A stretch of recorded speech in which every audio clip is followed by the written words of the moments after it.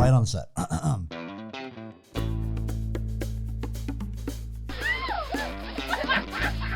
Ladies and gentlemen, welcome to the Let's Poddy podcast with your host, Benji Weatherly. It's the podcast where you learn absolutely nothing.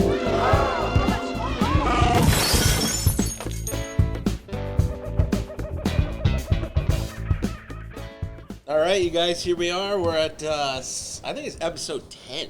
I'm going to say it's 11, actually.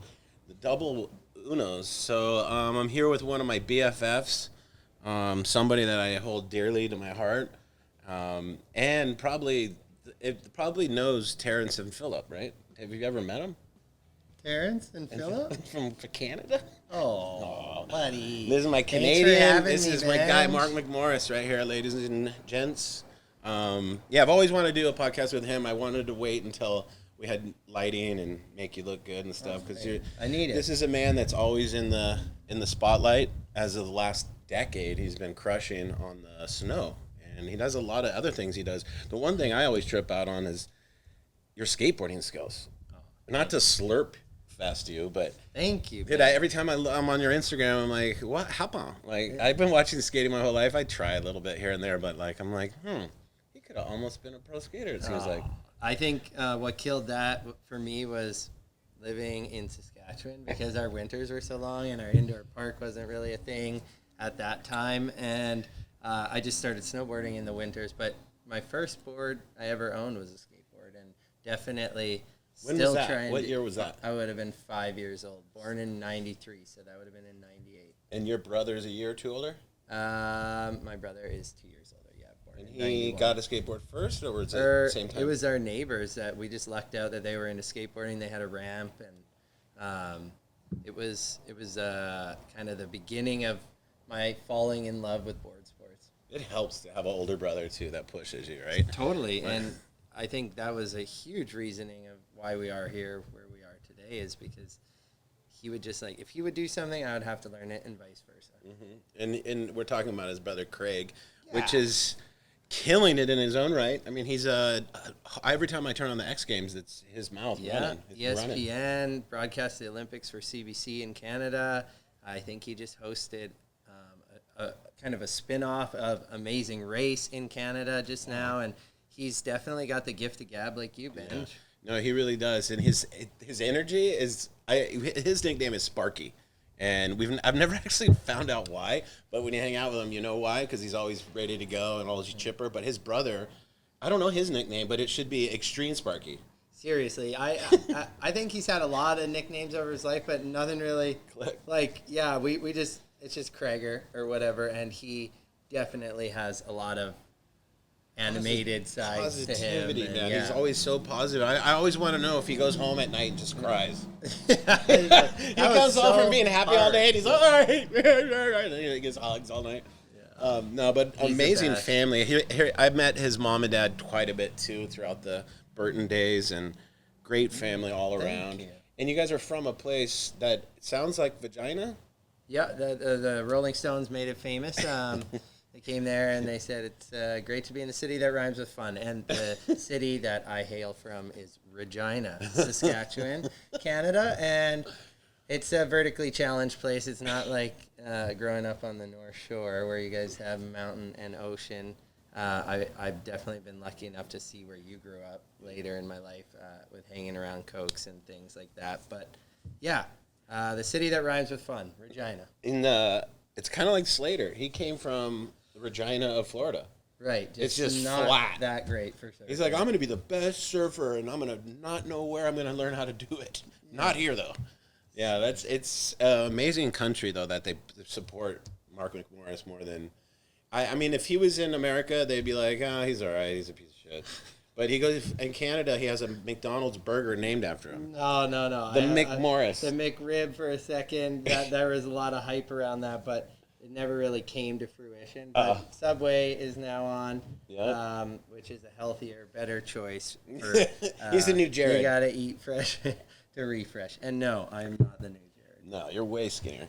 But no, you have so much support there, and it's great to see because in action sports, Like I made the reference the other night when I was doing stand-up that you could Rob Machado won the Pipe Masters and he came back to San Diego and there was no parade. Okay, there wasn't even there was like one Asahi Bow thrown right at his car or something, but like no one gives an F about these action sport achievements. Like if Gabriel Medina won the world title and he came back to Encinitas and he was from here, people would have been all, yeah, Gabe. Yeah, like it would have been one clap. He goes back there and they like lift him across the country naked. It's crazy. It's really neat to see that from an outside perspective, watching the Brazilian support in surfing, and I think I'm lucky to hail from Canada, and our love for the mountains and winter sports, and being like a winter Olympian has really helped me cement my name and homes and things like that. It's been great for me, and it's nice competing for Canada, but I live here in the States. My career is here a lot of the time, but it's nice to hail from a place like Canada. And you're from Hawaii. Yeah, essentially, I spend a lot of time there. It is a good. You got to come up to Canada more. I know. I actually I've been on a lot of trips with this guy because, bless our boy from a frickin' heaven, Jake Burton. This guy, he introduced me to Mark when I think you were 18, and we're at the U.S. Open, and you're just a littlest buddy, and I think you might have won or made the finals, and I was like, wow, this kid's good, huh? And Jake's like, oh, he's definitely the one. He's coming up. He's gonna be the one. And then, like, a year later, I invite him down to a trip that's all boys down to Cabo, and he's like 19, maybe even 20 at this point. And I'm all, Jake, I invited Mark to come down. He's like, what? And he wanted to kill me because if you know Jake, you don't go around him and invite people or do anything. You just ask him directly. If you said it, hey, can he come? Then it would have been okay. But I said, hey, I invited him. And so I almost got thrown off the trip. And he freaked out, and he's like, God, what are you thinking? Because he had a little thing with his team riders where he didn't really want to get too close to him to where, we would kind of like favors. So like if the other riders were like, oh, why is he treating him more different? Well, eventually after a couple of years of hanging out with Mark, Jake officially like kicked me to the curb. It took Mark under his wing. No, I'm kidding. But the greatest thing was being able to. It was funny because he was 20, I was 40, and Jake was 60. And we have a photo of us in Canada. We were in Canada. Yeah, Montreal. We were in Canada. And we're all sitting there, and we're the 20, 40, 60 club. And it was such an unbelievable experience to have that many different generations hanging out, but all be on the exact same page. And we had all the same energy, and we had so much fun together. And it was so neat getting to meet Benji because I was just like, wow, I'm one of Jake's buddies. This is so rad. He's so funny, blah, blah, blah. And then eventually I come to your house, and this is well over a decade ago, and I wasn't living permanently in Encinitas, but you gave me a surf film, and then it all came together. Like, you were a sick pro surfer, and I'm from Canada, and I don't know anything about surfing, and I come to realize that you made your huge impact in surfing, and then, boom, ride for analog when Jake explores analog and surfing and help him make it cool, and then, of course, you're just a lovable guy, so Jake takes a huge liking to you, and then our friendship just spiked because we were always around Jake together, and it's an honor the way I got to meet you, and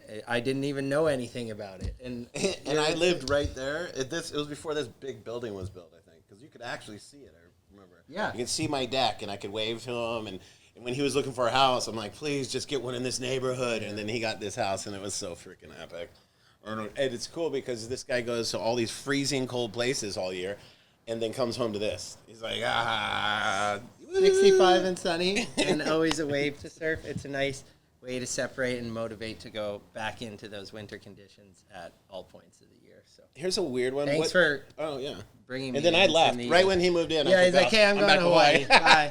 But if you had an opportunity to be a pro skater, pro surfer, or pro snowboarder, obviously you're going to say snow because you're on a level that's unbelievable. What if you could be on the level you are snowboarding on one of those? Would you have rather been traveling to tropical places, or you're just from Canada? So that's like, and it's cool that you're so into winter sports. Like, he's the only friend I have that's into hockey, which is cool. He talks about hockey. I'm like, I don't speak Spanish. No, but what do you honestly, think? I don't think I would change it, just because I've traveled to a lot of tropical places, and I've seen what it's like, and I've seen what it's like in skateboarding, and I think they're both so amazing, and it'd be fun to like switch sports and be in the same level for like a day or two or whatever. But I'm so happy with where snowboarding's brought me and the friendships it's brought me, and how I've gotten to travel the world and make a living at doing something I love. So. There's definitely something to be said about me and you are from one genre, one sport, but when I'm here hanging out at your house, you have Zion, right? You have Coco and all her surfer friends. It's always surfers, skaters, and snowboarders that hang in your clique, and that's what my life's always been. I hung with Danny Way all the time. I'd always hang out with pro skaters and snowboarders. And so even like my snowboard family. It's nice to switch it up, right? But you're like one of the only guys that does that other than I can think of myself. And you really do. If every single day I'm here, there's a pro skater, a pro surfer, it's usually surfers too, which is kind of cool, man. He gets to go on some pretty cool surf trips because his girlfriend and his buddies. I'm very lucky to have so much love from the surfers and for them to be so motivated to help me get waves and like really. It seems like when I'm in Hawaii, people want to help, and it's really fun going on trips. And I've learned a lot. Learning something as an adult is really tricky, though, and like learning the way the ocean works. I surfed for my very first time when I was 18. I think I went for my second time when I was 19, you know? So it wasn't like, like when we surfed together back then, I couldn't surf. And like now that I've gone on trips and stuff, it takes a decade to actually like learn how to surf. Seriously. The one thing I always trip out on is do you feel intimidated when you're surfing? I mean, by the way, his girlfriend and the most amazing surfer girl ever is Coco Ho, and she goes surfing with him, and I'm always thinking, like, do you ever go like, God, I don't want to surf in front of her? Or do you just go, fuck it, let's No, that passed many moons ago. Like, sometimes I'll be like, fuck, I don't want to sit beside you because, like, you're always by all the people, and and then I realized, oh wow, the wave doesn't break over here. I have to. Gotta go over there. Like, and then as soon as I put the pride aside and just started like following her like a little doggy, then I just started getting all the good waves. So. She did one of my favorite things that's ever happened in my life. We're out surfing, and our friend Jake would. She got to go on a bunch of trips with Jake before he passed, and he always goes. He'd always say, mine, mine, right? And me and Coco are out talking at this surf spot called Pubakea one day, and she's there, and I go, did you just got back from a trip with Jake, huh? And she goes, oh, it was the best trip of my life. Like, it was insane. And then this wave comes in, and she paddles around me, and she goes, mine. And I go, oh! And right when I'm paddling over, I'm crying, laughing, going, she's got Jake-isms going. Yeah. It was so good. She's so quick and funny. And rips. And she comes from, if you don't know already, she comes from Derek Ho, Michael Ho Jeans, Mason. I mean, it's definitely one of the best families of surfing of all time. And he gets to go to Hawaii and hang out with him, which is such a blessing. When you're in Hawaii and you're with the Hos, I mean, come on. It's like the door's open. Let's go. Uncle Mike and, of course, Uncle D. We lost him. And late. And then Mason, they're the three coolest dudes ever. Straight up. They're hilarious, and they are so pure in surfing and just true. Like Mason, like his dad's his hero and his uncle. It's sick. And he's like kind of like still in the 70s in a way, and like so organic and so pure. And he's just the man, great example too. And I think it was so cool that they followed in their dad and uncle's footsteps. Yeah, and they all took like their own way. Like Mason's style, the way he approaches a wave is so insane. Nice. It's so refreshing. Yeah, refreshing and healthy for me because I always wanted to ride waves and do weird crap. I never wanted to do the same thing on each wave, and Mason has perfected it, where he's doing things on waves where you're like, oh God, why didn't I think of that? It's so good. He's really fun to watch. Yeah, it's just like a different take on it, right? Like it's just so unique good. And What's going on in your world this year? I mean, the cool thing about his, you kind of have off season. It's for 4 sure. months, I definitely take some time off, and during COVID, it was more apparent than ever because we kind of stopped snowboarding in May, maybe a little summer snowboarding in July, and then we would start again in September in Switzerland due to COVID. But now that like Chile and New Zealand's back in play, it's definitely a little bit more jam-packed, and last winter being an Olympic year, it means that the summer, if there's success at the games, it means your summer is going to be really busy because some of those more corporate brands that came on for the games as a partner are asking you to go places and do things, and then you have your usual stuff like Burton Rider Roundtable, Oakley Week, all these things. So it's a lot, but it's super fun, and I look forward to like this summer going down to Chile next week and like just settling somewhere for 2 weeks because there's so many 3-day trips, one night trip. Like I do a lot of that in the summer. So what's your contract like for being able to skateboard and stuff? Did they put in there like, hey, please don't do that?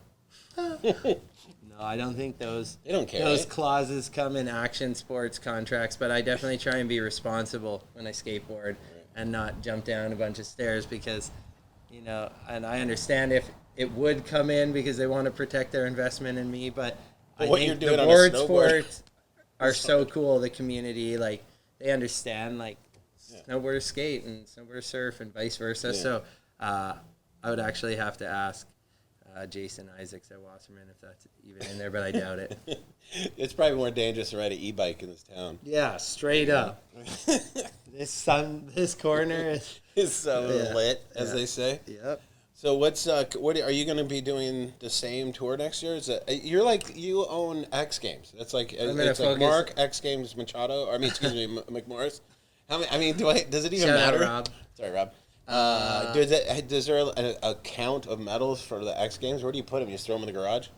Honestly, I give all the hardware to my folks. They cool. love it at the lake in Saskatchewan. Right. My dad has like such a shrine. Yeah, straight up. It's insane. It's almost embarrassing, but he loves it, and it's not like the hardware that really means anything to me. It's more like how you rode that day and the memories from that thing, and it's neat to go there and see some of those accolades, but I don't need them in my personal home, and my parents love it, so they go there. And this winter, just focus on maybe like 3 slopestyle events and 3 natural selection events, or I don't know if it's going to be a 4-stop tour or what the deal is, but I want to put some emphasis on that and some emphasis on filming, because last year with an Olympic year, you're just qualifying, and then going to the games, and then after it's like it's already March and it's hard to put together a video part. So. It is weird though, being in action sports, that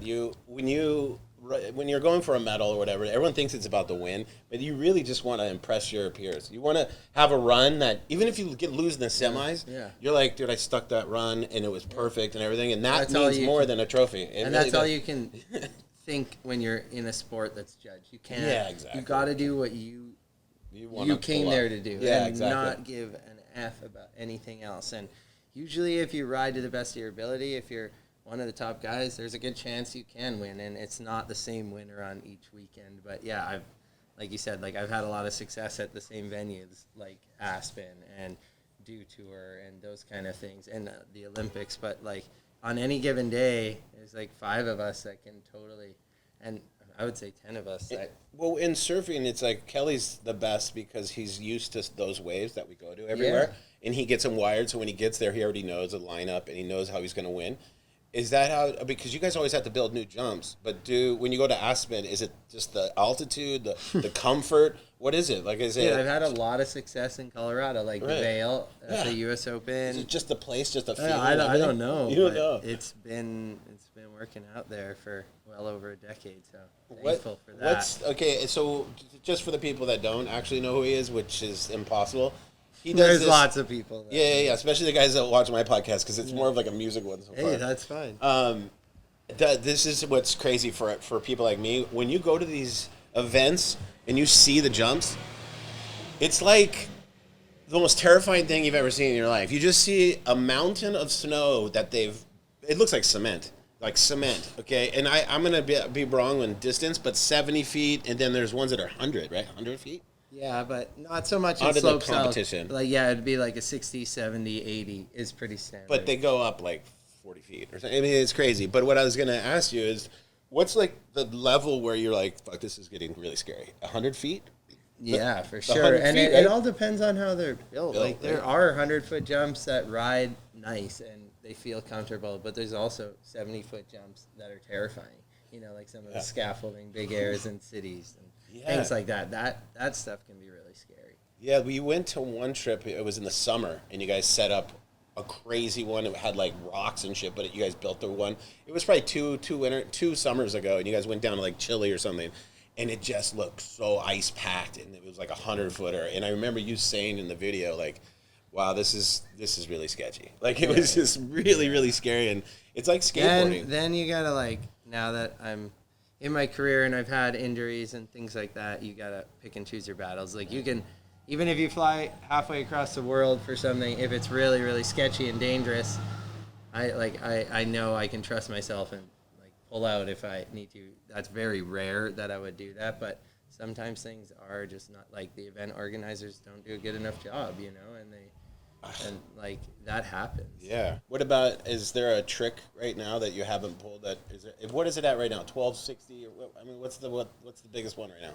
14 fucking something? No, there's like, what's the one? I don't even, like, 1800s, and I think it's 1920s. Okay, wait, but how many I haven't is that? done the 19. I've only done some 18s. What we're talking about is rotations, like, you know, when they do. Well, like, yeah, 180, 360. And when you do your rotations, you do it backside, or is it both? All 4 ways. Fuck me. See, if I was your brother, because slopestyle a lot of times will have 3 or 4 jumps, so you have to be really strong at spinning in all directions and have good edge control. I like when you guys come off the side of the head. Yeah, when you go around, you're all. Yeah. But your brother's got to be a genius. A math. Those guys that do the announcing are like, that's a 17 switch, 1875, and then that's a fakey component. And I'm like, what the f? Benji, like we in need to surfing, get you're all you in the- air rotation. Yeah. That's we need to get you in the booth. Yeah, the booth for me would be like Pickle Me Elmo. It would be really not good. I'd be like, I just did a sick air. Was that a method? You're like, no, that was a 720. I'm like, damn it. I swear I didn't see him spin. No, but you got to admit, though, Danny Davis's slash photo where he puts his tongue out, that photo. You know which one? Yeah. It's my favorite snowboard photo of all time. You know the kind? Our buddy Danny Davis he's the goat. You got to get him on He's here. the goat. He's a funny mofo. He's so great, and he keeps the fun in snowboarding, which is, you know, the snowboarder guys do have the light-hearted vibe culture more than any of the other sports. Surfers kind of take themselves a little too serious nowadays. My generation, we didn't. We used to send Kelly down in fucking garbage cans and make skits, and he's funny. But now we got guys with earphones, fizzle balls, 2 coaches. It's a little serious. But snowboarders always are fucking with each other and just being so silly. And skaters, they have that kind of vibe too. For sure. Skating the most. Yeah. They are the least serious. Totally. They don't take themselves too seriously. You don't see those guys with fizzle balls and coaches. Very seldomly, and it was really awkward when they got into the Olympics this summer. It was like, some of the people, like, I think were just probably like, where am I? Like, this is not the skate park I grew up at. I went to the U.S. Open of surfing the other day. I'm not going to say names, but dudes were working out before their heat on the beach, right at the water level. And not like stretch, workout, like 30 minutes. Jumps, like the whole thing. And I'm like, you guys could have done that in the back. Like, you got to, there's a point where you got to have some kind of image, right? Where people that still want to buy your products, you don't want to you scare them away. You know, if you're waving your arms and shit, working out before your heat, people are going to be like, I'm going to buy Volcom. Yeah, because Noah Dean's down the beach having a dart before his heat. See, that's the kind of stuff I like. I like derelicts like me. I like it when they... I like you too. I like when you miss your heat. I love your board shorts. I buy your board shorts. No, I get them for free, but I do love your board shorts. Hey, I actually don't even get them. I just hear people that get them. Yeah, right.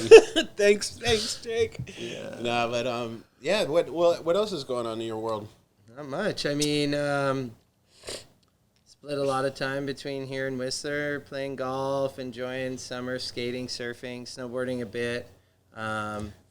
I know you never have a dull moment. It's so funny. It's busy, man. You've never just sat and watched a movie. I just came back from Nashville last night. I've never been to Tennessee. That was really neat. Bridgestone Tires was a partner over the last 2 years, and they brought me out there for IndyCar. What was the concert? Tim McGraw, and then IndyCar race the next day, and it was really cool. You have cool sponsors. Yeah, Red Bull, Oakley. Like, you got all these ones that are like, hey, do you want to go see the UFC fight? Or, yeah, I want to go see the UFC fight. Yeah. Hey, do you want to parachute with the guy that's like Travis Pastrana's sister? Yeah, I want to jump out of a plane. Let's go. He's got the best sponsors. I'm so fortunate. Yeah, like top of the line. Burton, Red Bull, Oakley, insane. Nike. You've been blessed. I see you every time I see you. You're in a commercial for something. It's like Toyota. Dude, you would have a laugh if you came to Canada where they there's like the Subway one was playing so much during NBA and NHL finals, and people were like, I came up one time, I was like, yo, has it been playing? They're like, too much. It's been playing. I want a Subway though. What about the hockey vibe? Who's your team?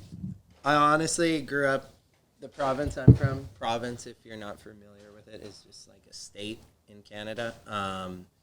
And we didn't have an NHL team, but so many NHL teams around us. So I just cheer for my friends. So many kids where I'm from make it to the NHL. It's insane. Lots of kids I grew up playing hockey with made it to the NHL. And it's fun to rekindle because they're really stoked on what I've done and vice versa.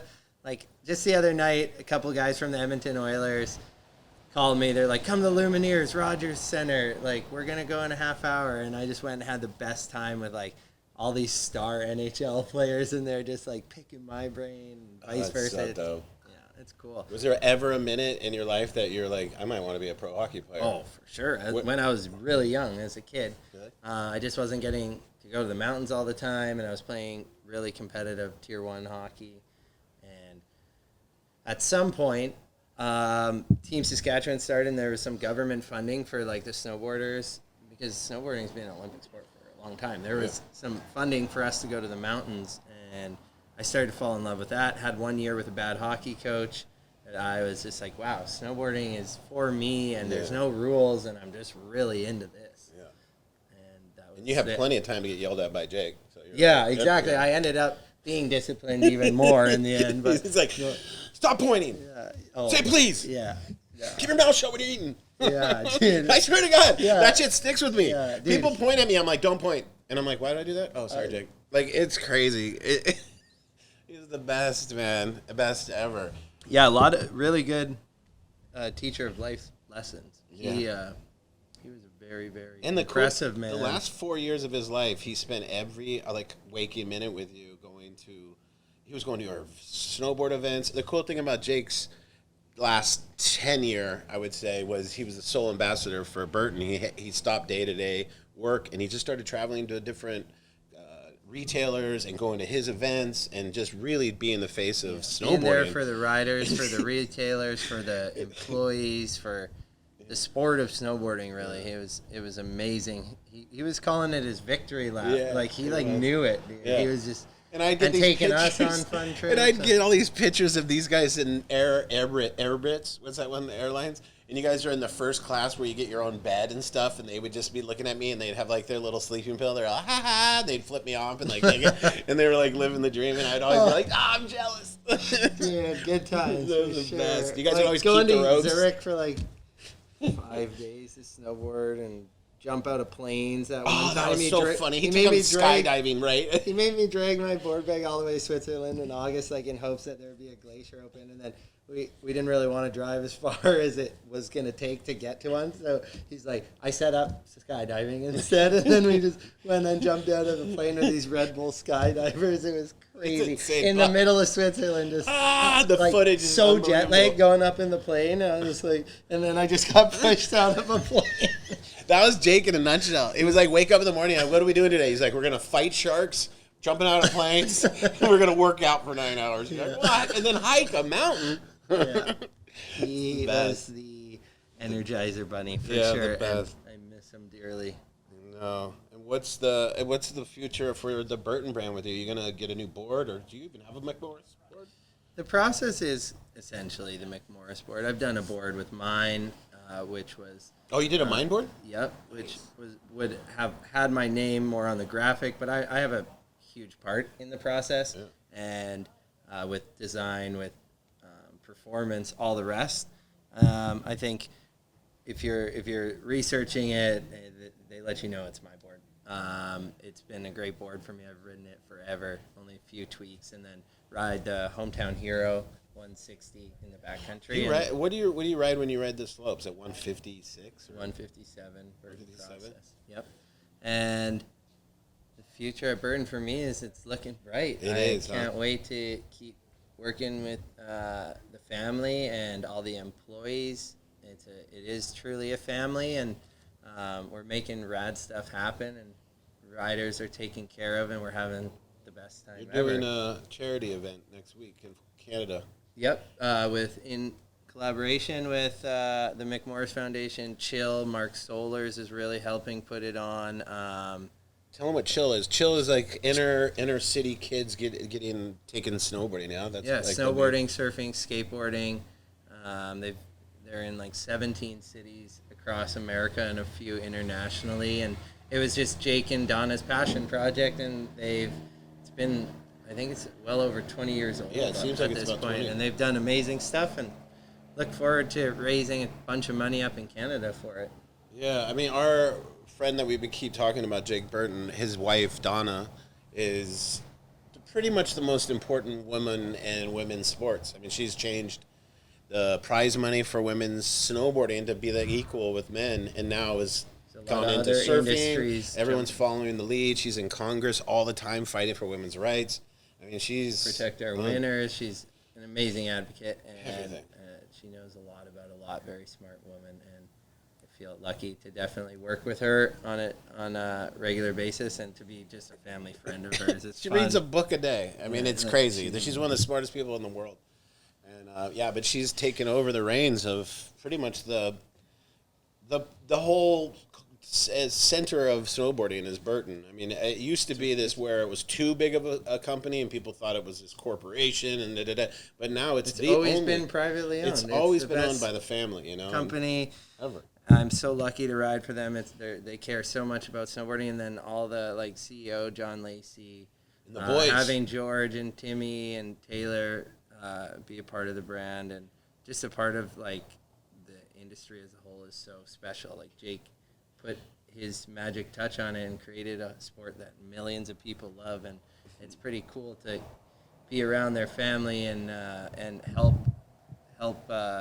give input, because Jake would lean on the riders since the early days of you're carrying it. Rider development and product development. You're carrying the flag for basically the Nike of our industry. I mean, the cool thing about it is Jake would but ask the employees to snowboard over 100 some days. What was it? I think it was hard to get hired if you didn't get like 20 days a year. Yeah, you have to snowboard a certain amount. If it snows over 2 feet, you don't need to go to work. There's like 3 global ride days a year where everyone just gets to go ride, and mountain cleanup day. Yeah, it's just an amazing brand. Yeah, it's true. You know, it's the only brand in our industry left that is owned by snowboarders. And the best thing about it is Donna snowboards more than anybody. And then the 3 boys rip. They snowboard as much as they possibly can. So it's the whole company is in love with the sport, and that's really important when you're trying to create good product. And create the community around snowboarding, and it's really really fun to be a part of it. And I wouldn't know you without Burton and Jake and all that. So it's pretty cool. So when are we gonna go on a surf trip? Seeing how I don't surf anymore. Well, you said Selena Cruz is looking pretty good. No, but you're going to Puerto Rico. Oh, snap. I'm not going to Puerto Rico. No, you're going to Vancouver. Oh, that's right. He's going to Canada and then to a little island. Or no. I'm going to Canada, we're going to more like Chile, Denpasar, New Zealand. Jesus and Christ. It's going to be a 1-month trip, 10 days.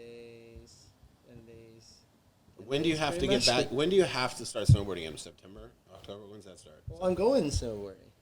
But it's like for a week, right? When does it start, your season? Oh, I'll be in Europe for a month, October through November.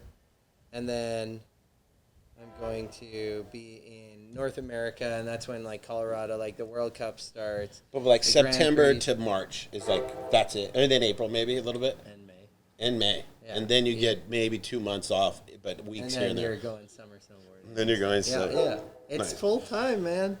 I love it, though, especially like you spoke on, like being able to come back here in between really like gets you excited to go do it. Like go out there, suck at surfing. You're like, fuck, I want to do something I'm good at. Then you go down to the skate park. and then I'm like kind of good because like the average skateboarder in California is a fucking Canadian pro skateboarder, straight up. It's insane. They're so good here. and it's fun to skate with Really? them. All these guys at this park are unbelievable? Well, you can skateboard every single day of the year here. It doesn't rain, right? And there's a zillion parks, and it's always warm. So the true. kids, like the base level of skateboarder in California is incredible. It's mind-boggling. So then I kind of feel okay, and then I'm like, hey, I want to go snowboard. No, I just want to try one of those little razors in the pipe. Yeah, a razor scooter. That would be so fun to watch this big. Dude, I went hiking once with Benji and Vale, and the altitude is gonna kill you. Dude. Oh God! Let's get you surfing, and then you'll be in good shape to come snowboarding. The best is we went down this thing called the Midterm Mile. It's like 3 miles through this valley, and he was, in his prime, but like he's a fucking 22-year-old kid, and I'm going through. I'm like, dude, I don't know if I keep going, and he's like, me either. This is bullshit. He's like, this is too long, and I'm like, and he's telling me, so I felt like. It is hard, huh? This sucks. And I started getting more pity party because I'm like, even he's tired. Well, this Midterm Mile is in Vale, and you ride off the backside of the mountain into another town, and then you have to organize cars to come get you. And Jake always loved to do it during the U.S. Open. Sometimes the conditions were good.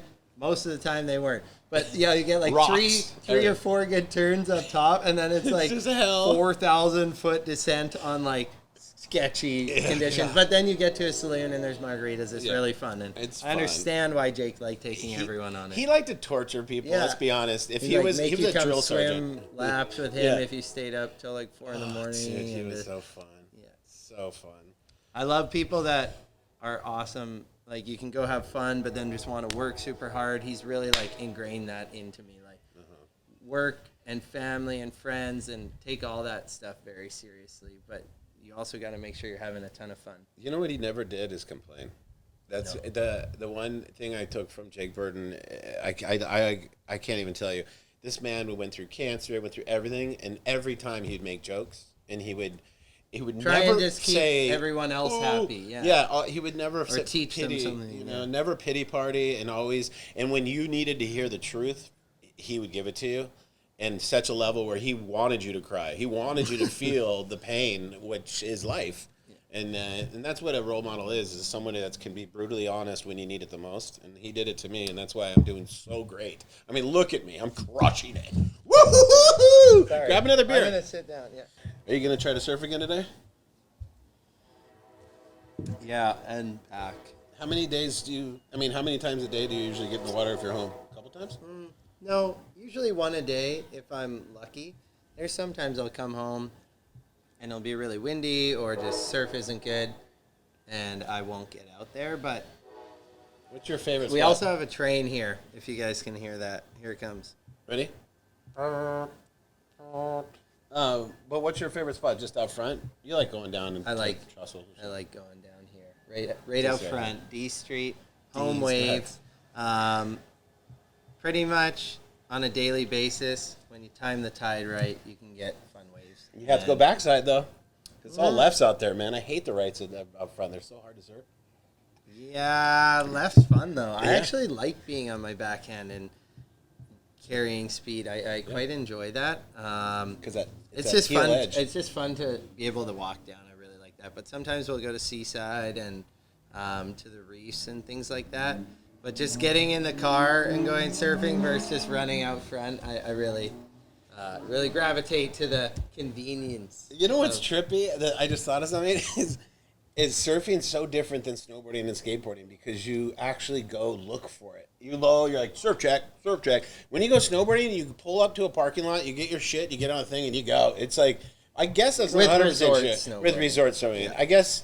But do you drive when you go snowmobiling to a place, look at it, keep driving and look? And is it like that? Totally. So you get your coffee and you get all like, where are we going? And then you stop and you have your like little bag and you can bring out your coffee, have a sip, look at the zone, see what the light's doing and what the snow's doing. And sometimes wind has affected some aspect, but you go around the corner and it's straight. So I guess there is snow check. It's very common in like the backcountry side of snowboarding and filming, and a lot of recreationalists too have snowmobiles up in Canada. Like you'd be appalled, and a lot of them are accessing better terrain to ski and snowboard.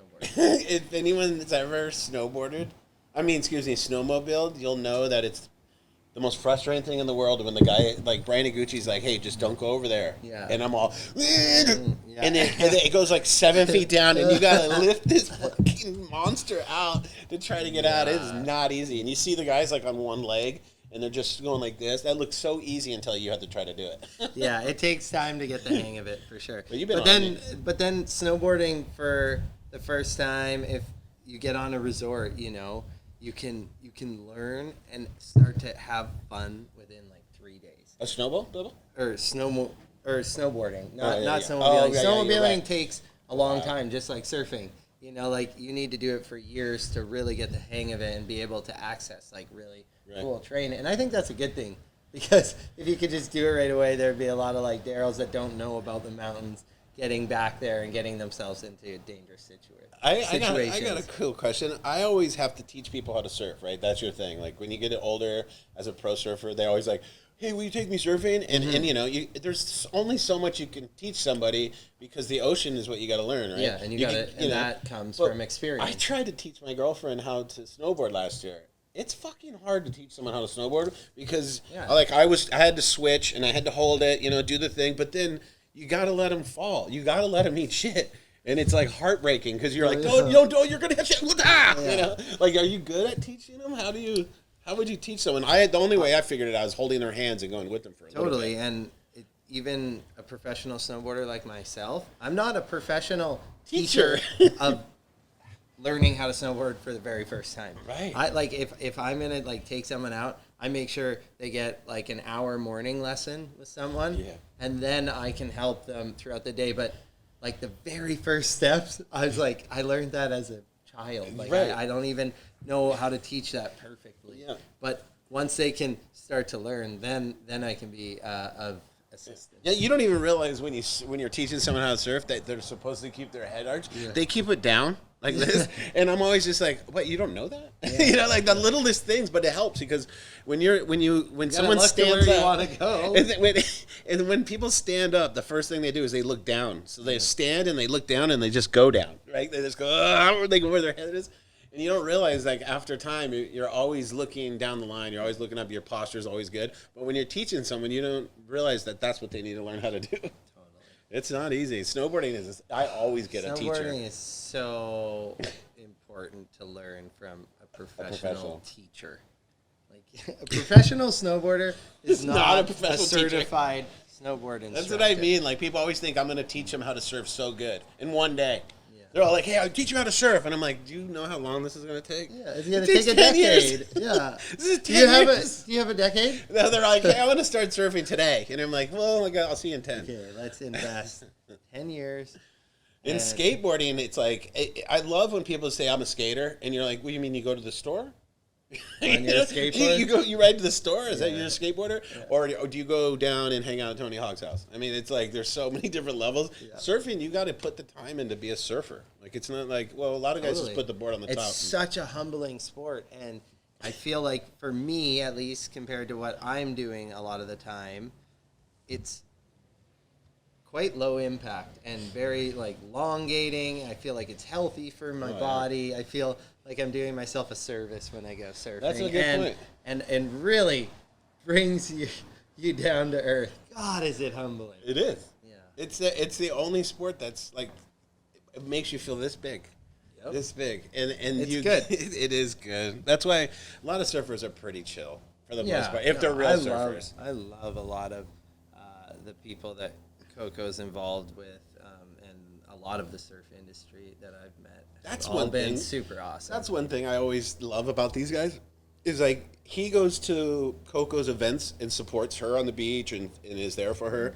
And then, I know that sounds funny, but and then she's at the X Games cheering you on. And then this year, getting to see her go to Alaska and fucking backcountry, and she's such a great surfer, so she finally got to surf on the snow. I know, and I could see how so happy bad. She was. Like, for the last 10 years, I've just like been bringing her to beautiful resort towns around the world, but always like on resort giant hard mountains. path. What do you call those things? Jumps. Just like real, like if you fall, like she doesn't want to get in the air and eat shit. You know, so then getting to take her to Alaska, where we got to do a couple client runs of just like 2 feet of blower snow. She's just actually surfing on the snow. Surfing. And I finally got to show her that side of it. And of course, she was just over the moon. Was she freaking on the helicopter ride? Or Yeah. That's just that one thing about heli. What do you call it? Backcountry heli skiing. Is Heliboarding. You go like this. Me and him would have our boards like this, and the helicopter comes in, and you just get in a little huddle, and the thing looks like it's gonna land on you. It's all, and you're like, it's gonna chop us in half, and it lands right here. And you get on. They're so nice. They're so nice. And then you get on, and you're like, God, that was amazing. And the guy gives you a little cup of soup. And you get a little soup, and you're like, oh my God, this is so cool. And you got your soup, and you're like, we're on a helicopter. And then you get to the top of the mountain, and this is for real. I still get tinglies. They get you on a mountaintop that on this side is 4,000 feet to death. This one is 5,000 feet to death, but it has snow on it. And you're like, okay, so I'm going to get out of this stupid-ass fucking nightmare thing that's spinning in circles. And then I got to, what always freaked me out is I'd sit on top, and that's where you think this thing's going to slide. And you have to put your board on. But it was worth it, right? But then all of a sudden you're sweating. You're like, fuck. And this is going when I was barely could do it at all. And I put my thing on. I'm like, okay, here we go. And then right when you go, you're good. Yeah. Right when you go, you're like, and you're actually screaming in your mind, just like, it's surfing. This is it. Woo. But it is a scary. And then the soup. But yeah, it's intimidating, and it's just like you feel like you're always kind of in a rush. But the best thing to do is like take it really slow around a helicopter. Yeah. But it's just an intense moment, especially when you're filming and you're like, say you're like hit this thing and everyone's in position and you don't get it, but then you're just like jump in the helicopter and take a quick bump up to do it again. You know how much money this second try is costing, and like it's just it's like intense. It's really intense. What's the best snowboard trip? You think it was that Travis Rice trip you went on? Was that your favorite trip you can think of? Oh, I've had a lot of amazing trips. This year seems like you had some amazing trips with Travis. I went to Alaska with Travis a few times. This year we were in Valdez with Ben Ferguson and Mikkel Bang. Where'd you go with Coco? Valdez? That was in Valdez, yeah. Travis was with us when Coco, then how was that trip to Baldface that I missed? Is it the best ever, yeah. It looks like the best trip ever. Shout out Jeff Pensiero, owner of Baldface, operator, with Craig Kelly, late and great. Shout out to Craig. And that is a great place to go if you like to snowboard at a very intermediate to advanced level, or even beginner to intermediate. It's the best lodge. Ran by snowboarders, for snowboarders. Jeff's an amazing guy. That looked like there's a train. That's going to end our podcast. That's the end of it all. I just want to thank my boy right here. I love you so much. Love you, Benj. Thanks for having me on. And we're going to have probably another podcast with Mark in about 12 years. And it should be fun. We'll see. He'll have like a gray beard, and he'll be back living in Vagina. And things will be great. Thanks for watching. Thank you, Marky Mark. Love you long time.